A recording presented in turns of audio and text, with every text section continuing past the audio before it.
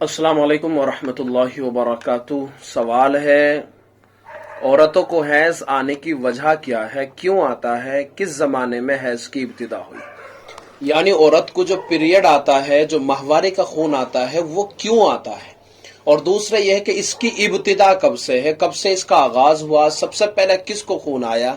तो याद रखें, हैज वो खून है जो बालिग गैर हामला औरत के रहम से आए और इसका कोई बीमारी का सबब ना हो इसके आने के, यानी खून के आने का कोई बीमारी का सबब ना हो, किसी बीमारी की वजह से नहीं आ रहा हो।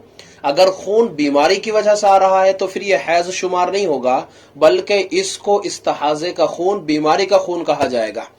लेकिन अगर बालिगा औरत है कोई और वो हामला भी नहीं है, हालत हमल में नहीं है और बीमारी भी नहीं है उसको, फिर खून आ रहा है, तो ये माहवारी का खून है, इसको हैज का खून कहते हैं।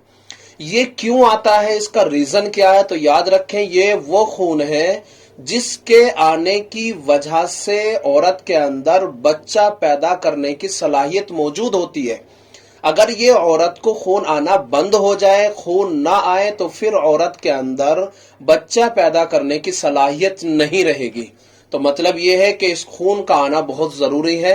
अगर औरत का रहम खून इसको नहीं फेंकता है, नहीं आता है औरत को खून, तो फिर बच्चा पैदा नहीं कर सकती। तो इसका रीजन ये है कि अगर ये खून आएगा तो फिर बच्चा पैदा करने की औरत में सलाहियत मौजूद होगी।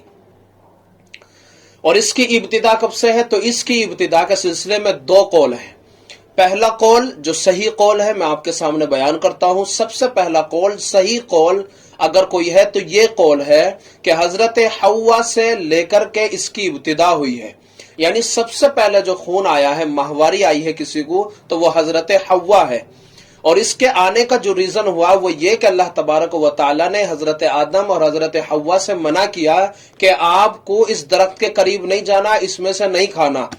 लेकिन अल्लाह तबारक व तआला ने मना तो फरमा दिया, हजरत आदम और माँ हव्वा ने इसको खा लिया, फिर अल्लाह ताला ने इनको जन्नत से निकाला।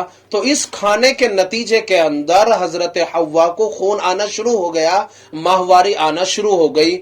ये है सही कौल। और हजरत हव्वा के वास्ते से फिर तमाम खवातीन को आना शुरू हो गया, क्योंकि हव्वा की जो जितनी भी खवातीन है वो सब के सब औलाद हैं। इस तरह से हजरत हव्वा से इब्तिदा हुई और चलते चलते आज तक आ रहा है और कयामत तक ये चलता रहेगा।